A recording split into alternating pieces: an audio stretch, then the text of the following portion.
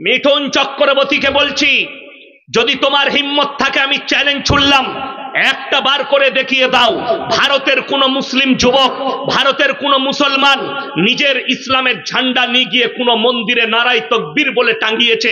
যদি দেখাতে পারে আমি জীবনে আর সমাজের বুকে বক্তব্য দেব না, কিন্তু আমি হাজারের ওপরে দেখিয়ে দেবো, 100-র ওপরে দেখিয়ে দেবো জয় শ্রীরামের স্লোগান দিয়ে মসজিদের মিনারে ঝান্ডা টাঙ্গিয়েছে, জয় শ্রীরামের স্লোগান দিয়ে মানুষকে পিটিয়ে মেরেছে, জয় শ্রীরামের স্লোগান দিয়ে চাচার দাড়ি ধরে মুখেতে মেরেছে। কত নিবেন? আমি দেখিয়ে দেবো হাজার। মিঠুন চক্রবর্তী নাম শুনেছেন না শুনেননি? তিনি বক্তব্য দিয়েছেন, বক্তব্য দিয়ে বলেছেন যে 73% মুসলিম আছে মুর্শিদাবাদে। সে বলেছে এই 30% হিন্দু আছে আর 73% মুসলিম, এদিকে সব ভাগীরথীতে কেটে ঢুকিয়ে দেবো। শুধু তাই নয়, বলে ভাগীরথী নয়, এদের মাটিতে এদিকে পুঁতে দেবো, ভাগীরথীকে গঙ্গাকে অপবিত্র করব না। এটা যদি একটা নেতার ভাষা হয়, একটা আর্টিস্টের ভাষা হয়, জেনে রেখে দিবেন ও কতটা নোংরা জগতে বাস করছে। যার ছেলে রেপ কেসের আসামি, যার ছেলে ওপরে কেস চলছে, খালি নিজের ছেলেকে বাঁচাবার জন্যে তুমি গিয়ে ওই দলে যোগদান করে মুসলমানদের বিরুদ্ধে হুঙ্কার দিচ্ছ। মাশাআল্লাহ, আলহামদুলিল্লাহ, আমি তোমাকে ওয়েলকাম জানাচ্ছি। শুনে নাও, 1 সপ্তাহ আগেকার খবর, Bombay tata Memorial hospital Asia মহাদেশের সব থেকে বড় ক্যান্সারের ডাক্তারখানা, যেখানে অনেক বড় লোকরা খানা বিলি করে, করে না করে না? বড় লোক যাদেরকে আল্লাহ পয়সা দিয়েছে তারা খানা বিলি করে রাস্তায়, বড় বড় টাউনে। সেখানে একজন হিন্দু ভাই খানা বিলি করছে, লাইনে অনেক লোক আছে, তো একজন বুঝতে পারলাম মেয়েটা মুসলিম। কি করে? সে উন্না বেঁধে আছে গোটা মাথাটাই, খালি চোখটা বেরিয়ে আছে। তখন বলছে জয় শ্রীরাম বলো ফির খানা মিলেগা, जो जय श्री राम नहीं बोलेगा उसको खाना नहीं मिलेगा। মোবাইল খুলে দেখলেন, ফেসবুক আর ইউটিউবে ছুটে বেড়াচ্ছে। কিন্তু সেই জায়গায় একজন মুসলিম দাড়িওয়ালা নামাজি ব্যক্তি, বড় লোক, ওইখানে লাইনে খানা দিচ্ছে। बोले अल्लाह अकबर बोलने का जरूरत नहीं, भोग लगा है खाना खा लो। जोड़े बोलो नाराए तकबीर। এটার নাম ইসলাম। তোমাদেরকে দেখিয়ে দিয়েছে, তুমি বিশ্বকে দেখাও তোমার জয় শ্রীরাম না বললে তুমি ভুকা ব্যক্তিকে খাবার দিবে না। আর রসুলের হাদিস শুনে যাও মিঠুন চক্রবর্তী ভালো করে। আমার রসুল সাল্লাল্লাহু আলাইহি সাল্লাম বলেছেন, তোমার বাসে কে বাস করছে দেখো না, সে হিন্দু হোক, আদিবাসী হোক, দলিত হোক, খ্রিস্টান হোক, সে যদি ক্ষুধার্ত হয় খাবার দাও, বস্ত্রহীন হলে বস্ত্র দাও, বিপদে পড়লে পাশে দাঁড়াও। জোরে বলুন সুবহানাল্লাহ। এটা ছিল রসুল সাল্লাল্লাহু আলাইহি সাল্লামের আখলাক। ওই জন্য আমরা দেখি না আমার বাড়ির পাশে কে বসবাস করছে, সে ক্ষুধার্ত হলে খাবার দিই, বস্ত্রহীন হলে বস্ত্র দিই। আল্লাহ রসুল বললেন তোমরা মুমিন ততক্ষণ হতে পারবে না যতক্ষণ পর্যন্ত তোমার কাছ থেকে তোমার প্রতিবেশী সুরক্ষিত নয়। পাশে যেই বাস করুক তাকে আপনাকে সুরক্ষা দিতে হবে। তোমার যদি হিম্মত থাকে মুর্শিদাবাদের 70% লোককে কেটে দাও। তুমি কার ভাষা বলছো আমাদের জানা আছে, আর তুমি কি জন্য বলছো জানা আছে।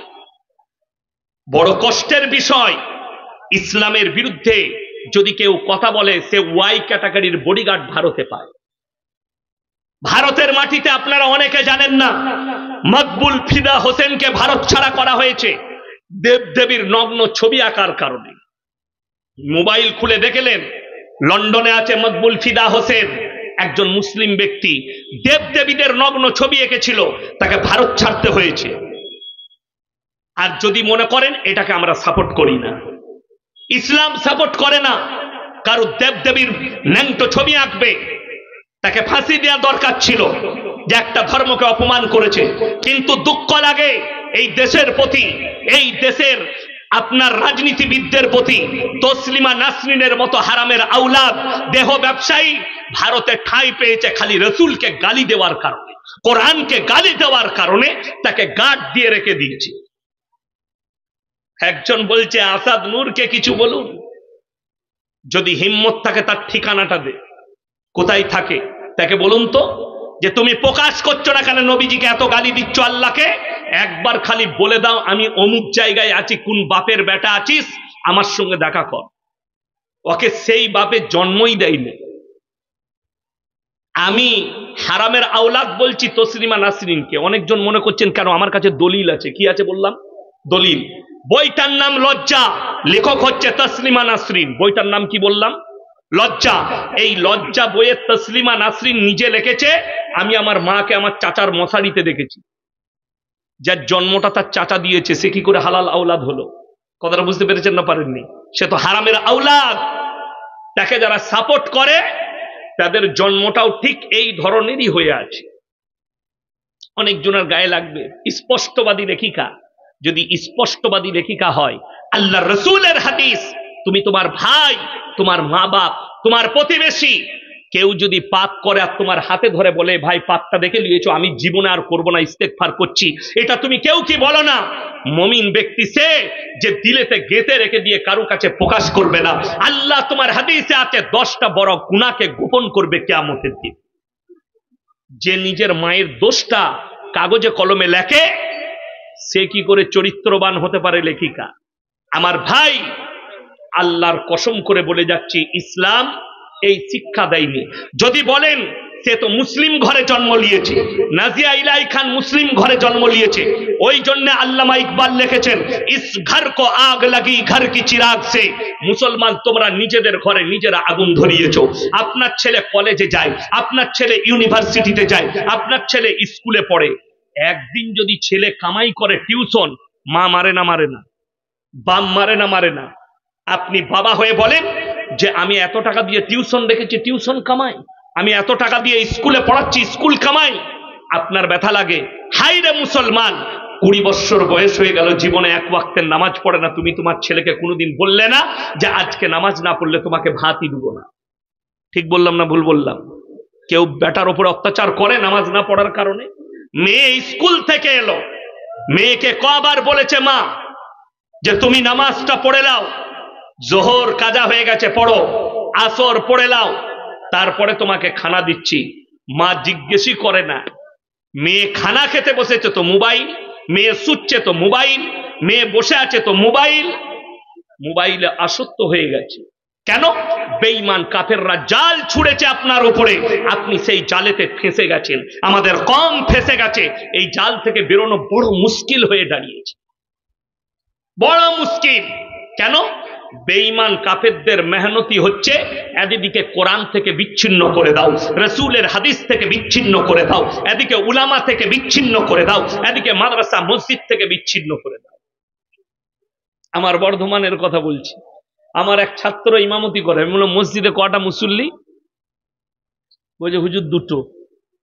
দুটো কি রে? হ্যাঁ, ফজরের সময়। বলে ফজরের সময় একজন আসে, আর শীত পড়ে গেলে কেউ আসে না, আমি একাই। এটা বাস্তব বলছি।